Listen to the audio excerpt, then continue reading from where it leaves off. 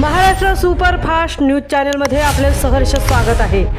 खास सत्याची थार लेखणीची महाराष्ट्रातील ताज्या आणि वेगवान बातम्या पाहण्यासाठी आपल्या हक्काचे चॅनल शेअर करा, लाईक करा आणि सबस्क्राईब करा। धन्यवाद। 2026 साठी 29 महापालिकांच्या महापौर पदाचे आरक्षण जाहीर।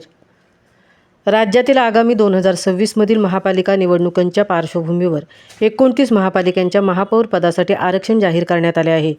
या आरक्षणामुळे राज्यातील स्थानिक स्वराज्य संस्थांमध्ये महिला, अनुसूचित जाती, अनुसूचित जमाती तसेच ओबीसी घटकांना नेतृत्वाची संधी मिळणार आहे।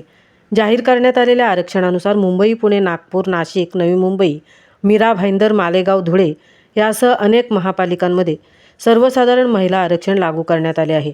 तर काही महापालिकांमध्ये अनुसूचित जाती, अनुसूचित जमाती व ओबीसी महिला पुरुष प्रवर्गासाठी महापौर पद राखीव ठेवण्यात आले आहे।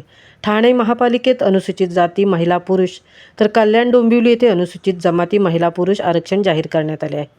पिंपरी चिंचवड, सोलापूर, छत्रपती संभाजीनगर, अमरावती, परभणी या ठिकाणी सर्वसाधारण महिला पुरुष आरक्षण देण्यात आले आहे। ओबीसी आरक्षणाअंतर्गत पनवेल, अकोला, कोल्हापूर, जळगाव, उल्हासनगर, अहमदनगर, चंद्रपूर, इचलकरंजी यांचा समावेश असून यामध्ये महिला तसेच महिला पुरुष प्रवर्ग निश्चित करण्यात आले आहेत। लातूर व जालना महापालिकेत अनुसूचित जाती महिला आरक्षण जाहीर करण्यात आले आहेत। या आरक्षणामुळे महापालिका निवडणुकीतील राजकीय समीकरणे बदलण्याची शक्यता असून अनेक ठिकाणी नव्या नेतृत्वाला संधी मिळणार आहे। आरक्षण जाहीर होताच राजकीय पक्षांनी उमेदवार चाचपणीला वेग दिला असून स्थानिक राजकारणात हालचालींना वेग आला आहे।